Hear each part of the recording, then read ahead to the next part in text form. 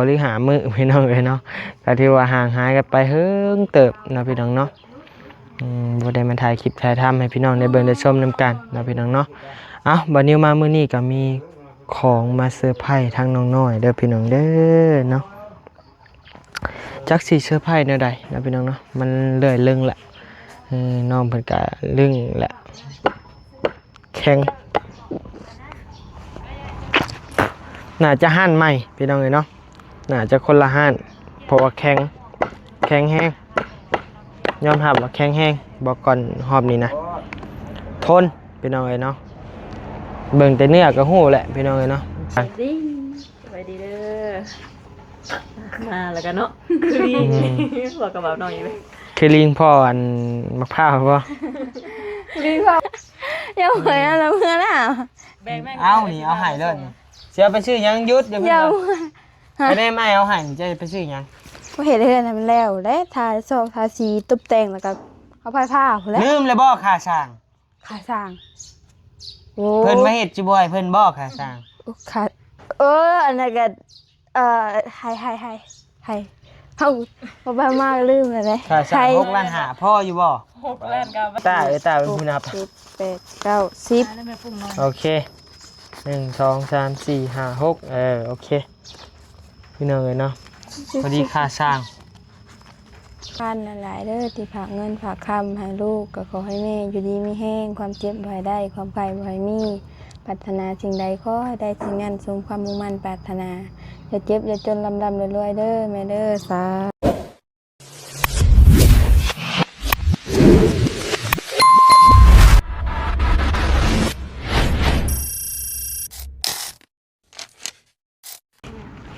พี่น้องเอ้ยชึบกราบทักทายสบายดีเด้อพี่น้องทักทายสบายดีอยู่เฮือนอยู่ซ่านน้องน้อยพี่น้องเอ้ยมาพบมาพอกับบ่าวนิวอีกแล้วพี่น้องเอ้ยเนาะมาพบมาพอกันหรือว่าทางบ่าวนิวนี่ก็ห่างหายไปหลายมื้อเติบพี่น้องเอ้ยเนาะประมาณจักมื้อว่าจะเริ่มเฮ็ดเวียแต่เริ่มงานเนาะ1 2 3 4 มื้อบริหารมื้อพี่น้องเอ้ยเนาะก็ที่ว่าห่างหายกันไปเฮิงเติบเนาะพี่น้องเนาะบ่ได้มาถ่ายคลิปถ่ายทำให้พี่น้องได้เบิ่งได้ชมนำกันเนาะพี่น้องเนาะบัดนี้มามื้อนี้ก็มีของมาเซอร์ไพรส์ทางน้องน้อยเด้อพี่น้องเด้อเนาะจักสิเซอร์ไพรส์แนวใดเนาะพี่น้องเนาะมันเลื่อยลึงแหละน้องเพิ่นก็ลึงแหละจักสิเฮ็ดแนวใดเซอร์ไพรส์แนวใดเนาะพี่น้องเนาะ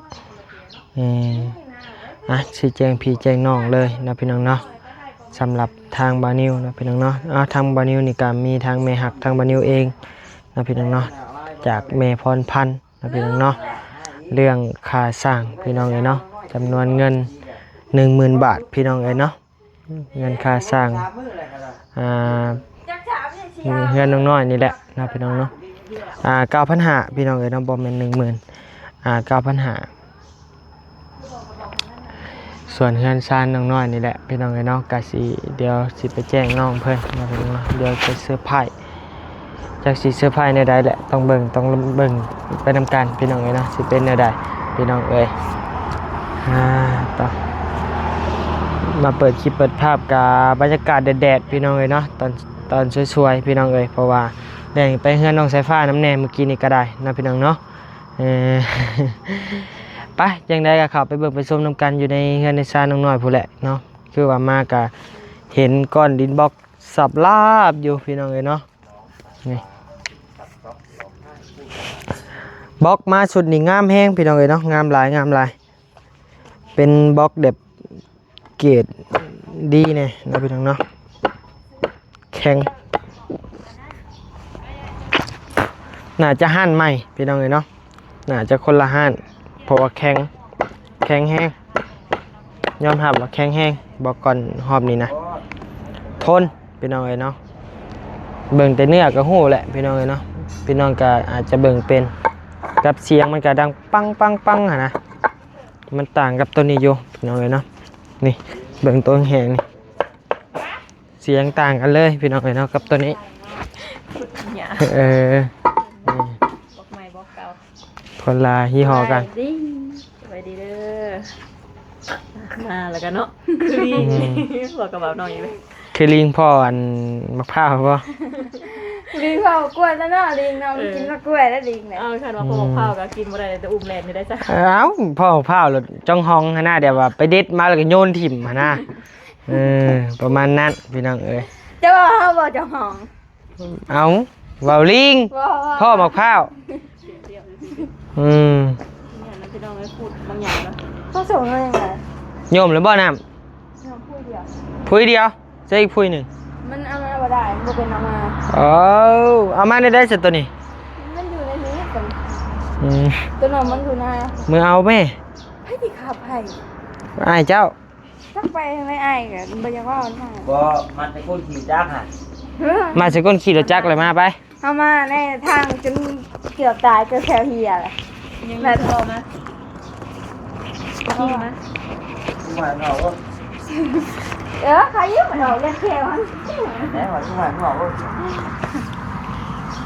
หายมันออกแล้วแหละเขียว อย่าออกไปยิงจะผู้บ่าวมันก็บ่เป็นตาเลย แกจะยิงดิ แสดงว่าพี่ว่าเราที่ฮะ มีผู้บ่าวแล้วบ่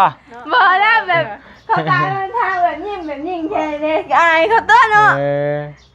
เห็นคืออันเราเพิ่งเคยหลาเจ้าเราใส่งาน เราเห็นอยู่ในคลิปเลยแต่ก่อนแค่แล้วคือไม่ได้บอก มัน เนาะ เป็นคาแรคเตอร์เลยเราใส่แขวปลอมไว้ เรากินมะขาม มันเราจะไปกินอะไรจนมาเขียวเหี่ยเนาะ กินได้มะขามจนเขียวเหี่ยแล้วล่ะใหญ่น้ำดีเนาะโดยสบายดี ออกก็ได้ทั้งนั้น สบายดีเด้อเด้อ เดี๋ยวสวัสดี เด้อ หลดล่มติ รถลง ตอนสีเมืองนะบุญเคยเห็นว่าตอนเขียวบอกจะเห็นแต่ โอ้ เขียวย ออกเลยทั้งนั้น แสดงว่าเขียวปลอมไปแต่นะ เก็บปมได้น่ะ ไว้เราเขียวคือขาวปะ ใช่ยาสีฟันยัง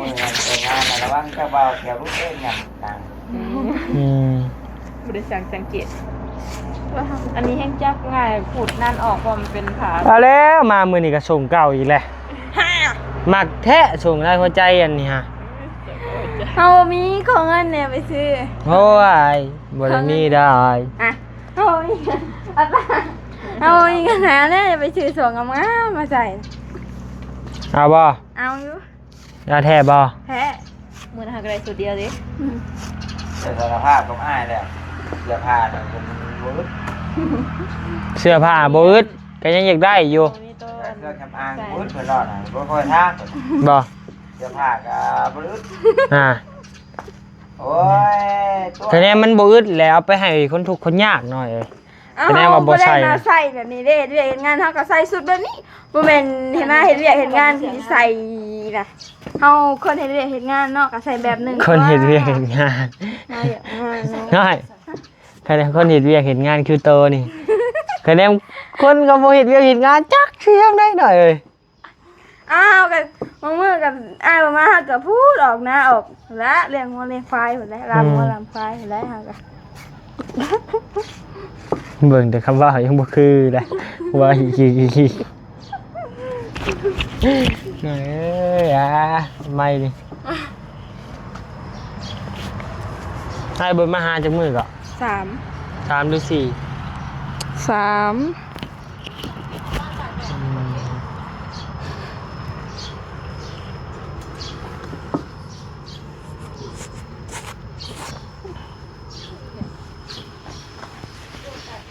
อ๋อตัวเป็นจังไดเฮือนซานต้นหนึ่งบ่นี่ฮะ 10 10 สอบ โดย ยังบ่ฮอดต้นครึ่งต้น ต้นหนึ่งนี่20 สอบไว้ โดนนั่นแหละ อืมไปหาปูสาดไปถ่าบอบบี้ซื้อของกินมาสู่กิน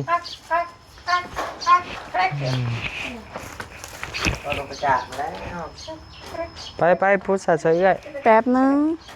อีหยังนี่น้อย ใช่ สลิป สลิปเสื้อก็ว่าสลิปมันที่แบบนี้บ่ เอ้า เฮ้ยสิเอามา นั่นเนาะ สลิปก็ใช่โตพี่โตให้สิเอามาเมียนนี่เนาะอืม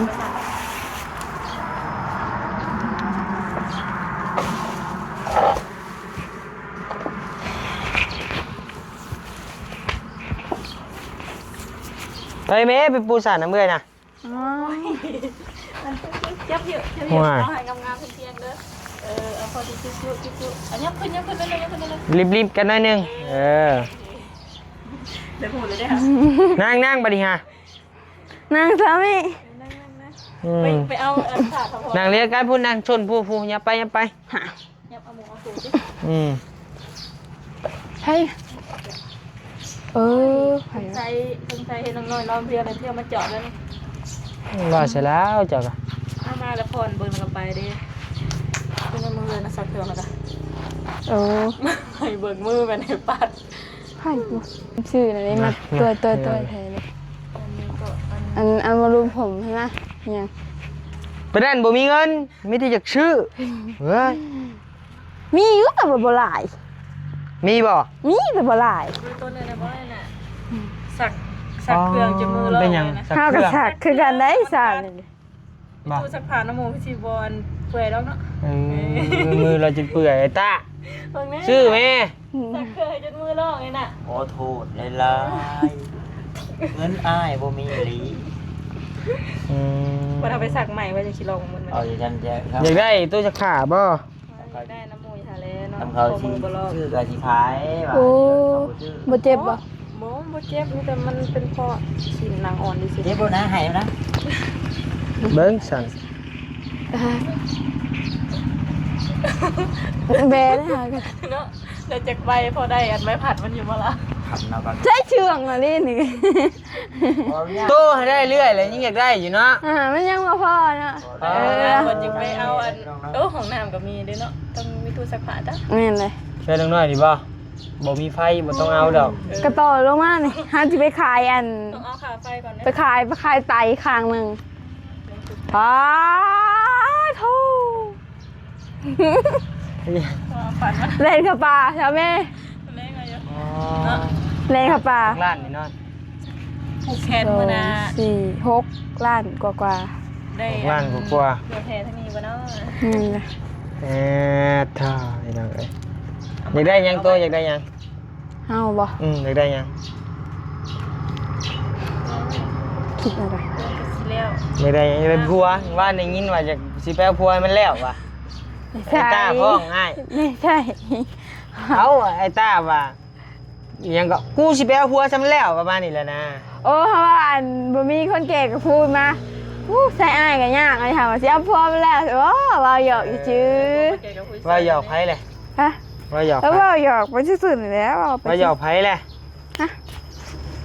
เพราะว่าเอาไปซื่อๆนี่แหละแล้ว หย ว่า อก ตา ไผเลยว่าน้ำไผเลย ว่าบ่เดียวเฮาว่าตาเราได้ยินเลยแล้วว่าซื่อ ว่า น้าว่าตา บอกแล้วแต่บ่มีใคร มีค่ายแล้วมันจึงปิดบัง ก็ ได้ ต้องมีขาปิดปากเด้อเขาจะอายจะไปคุยแผงเลย เขาอาจจะมากว่าซะ เนาะ ต้องมีใคร ก็ยาแล้วค่ะวัน ไม่เอามาอ้างยังมีส่วนแบ่งเลยนี่นะ เจ๊งอ่ะ จากเล่นรูปคำซื่อๆดอกเงินเขาได้มือวันเกิดนะ โอ้บ่ให้นั่นได้บ่ได้ดอก ที่ อ่ะ ซองเนี่ยมันเกิดเลยนะ 12สิฮอดนี่ เมน โอ้จัดได้จัดได้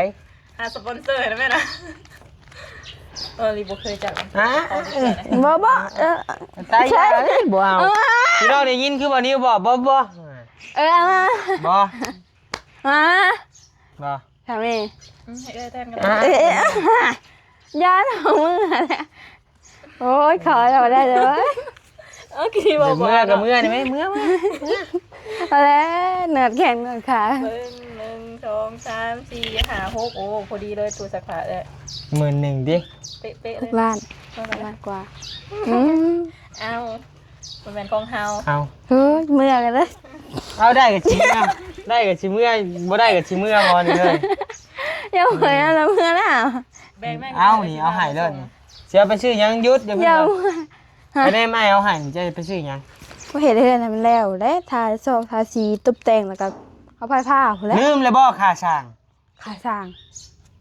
โอ้ เพิ่นมาเฮ็ดจิบ่ให้เพิ่นบ่ค่าสร้าง ขาอันนั้นก็ให้เขาไปมากลืมเลย ค่าสร้าง6ล้าน5พ่ออยู่บ่ 6 ล้านกับวัน แกเบิ่งนับดีๆดู สี่โอ้พอแล้วพอดีเสร็จ ใช่บ่ดี เหมียงเลย เดี๋ยวก็6 ล้านหาเล่นนี่กะ 50,000จะบ่จะเป็น500,000บ่ 13มันนี่กะ13 ค่าสร้าง 13,000 น่ะ6ล้าน5แสนพี่น้องเอ้ยเนาะ นี่กะ4 6 ทำมุกด้าน50,000น่ะโอ้ยแล้วก็เอาดอกไป 4 5 6 7 น่ะเหลืออีก 7ล้าน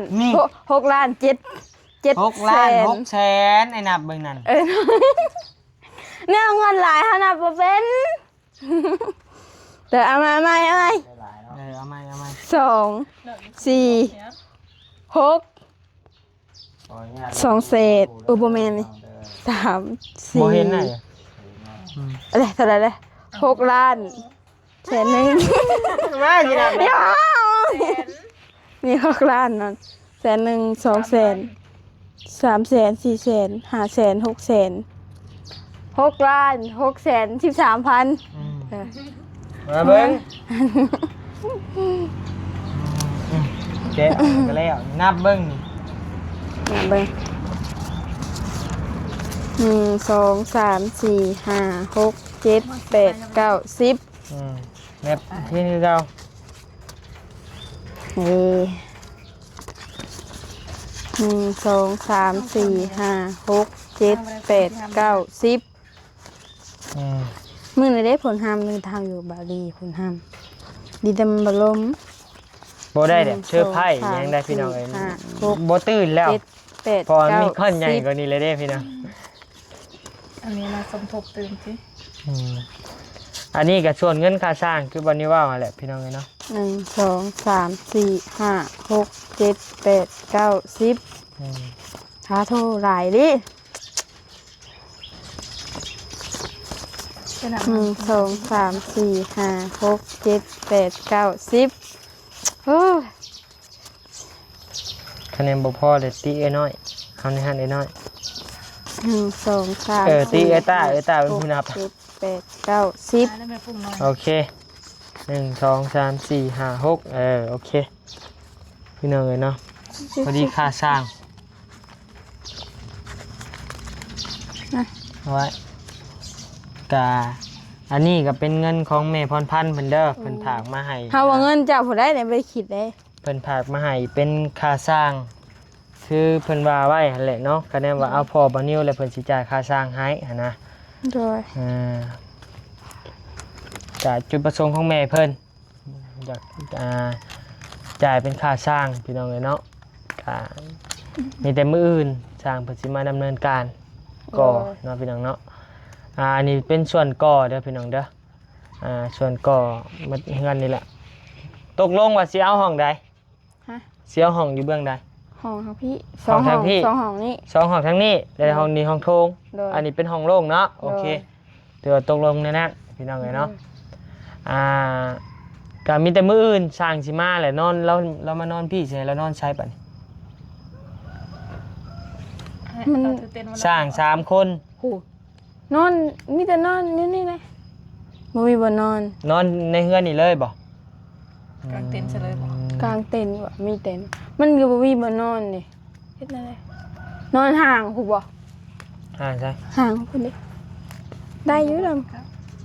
ำคน บ่ได้ดอกก็ได้นอนก็นอนในเฮือนแล้วแหละคะแนนว่าบ้านจะบ่ถือหยัง บ่ถือแล้วใช่มันคือบ่ลงมามันคือบ่ขึ้นไป คันว่าสิไปนอนพุ่นฝนตกยามฝนซับนะพี่น้องเอ้ย โดย ฝนตกมันทุมื้อเดี๋ยวนี้นะ นั่นแหละ มันจักสิให้นอนใช้บัดสร้าง3คนมานะพี่น้องเอ้ยเพราะว่าต้องการแบบจดจ้าดพี่น้องเอ้ยเนาะแบบจดจ้าดแล้วๆ ทำหน้าก็อยู่น้ำนี้ก็ แม่ ไปเที่ยวเนาะ แม่นแต่แนมสิเที่ยวก็คือฮู้แล้วระยะทางมันไกลไปกลับก็100กว่ากิโล เพื่อพ่อได้ว่าถือเต้นมาใครมันนอนวันนี้กางเต้นนอนไว้ คะแนนกลางเต็นท์นอนกับสิเขาฝนตกกับเขามานอนนี่ได้อยู่คะแนนแม่เจ้าบ่ถือบ่หยังนะ ได้อยู่แล้ววะ ก็สิได้อยู่เพราะบ้านเฮามันก็มีคนถือแน่เนาะเอ้ยเนาะมีคนบ่ถือแน่แล้วแต่บ้านบ้านจะถือบ่ ก็ถืออยู่แต่แบบเฮาอยู่ในช่วงก่อสร้างเฮากันนั่นได้แต่ว่า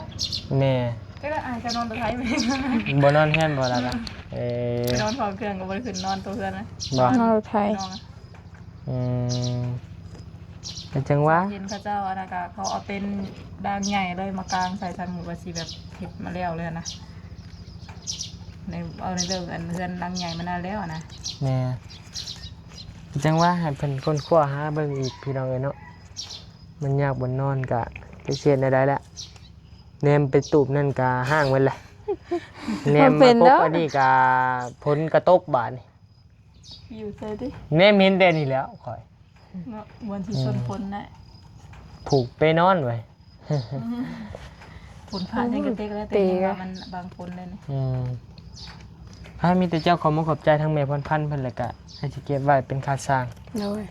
ขอขอบบุญขอบคุณแม่พรพันธ์หลายๆเด้อที่ฝากเงินฝากคำให้ลูกก็ขอให้แม่อยู่ดีมีแห้งความเจ็บบ่ให้ได้ความไข้บ่ให้มีปรารถนาสิ่งใดขอให้ได้สิ่งนั้นสมความมุ่งมั่นปรารถนาอย่าเจ็บอย่าจนลำรวยๆเด้อแม่เด้อสาธุ ถูกส่วนวันนี้ก็ขอขอบใจ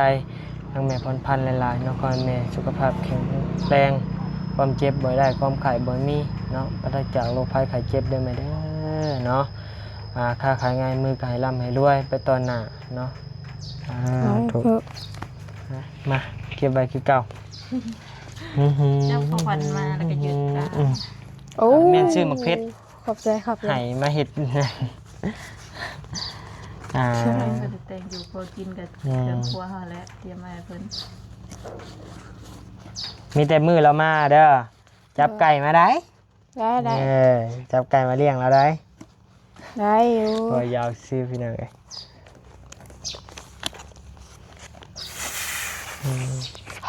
ทำเองปัก ยังเดียวดิ แหลนมาเลยนะมาเลยนะพอดีกันเราหันหลังไปนะ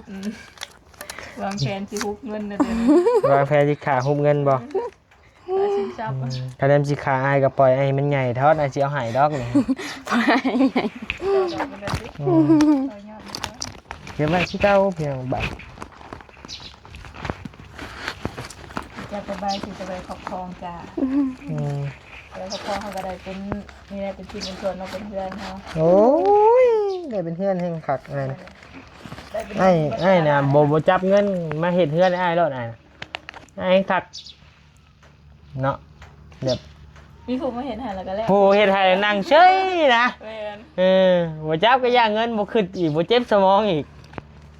สร้างก็บ่ยากแล่นหาเองอีก มีแต่ฐานของมือสาธุเอาเพราะว่า มีแต่ดอกมือสาธุให้ทั้งผู้รักผู้ใหญ่เพิ่นบ่เจ็บบ่เป็นนั่นแหละให้เพิ่นอยู่ดีมีแฮงนั่นแหละพี่น้องเอ้ยเนาะแฮงสบายพี่น้องเอ้ยจังได๋ก็ขอตัวลำลาก่อนนะพี่น้องเนาะเดี๋ยวพอกันใหม่ในคลิปหน้าสำหรับคลิปนี้ลาก่อนแล้วสบายดีเอ้ยน้อยเอ้ยมื้อหน้าเลยเป็นตากล้องง่ายเด้อตัวเด้อ โดยมึงหน้าก่อน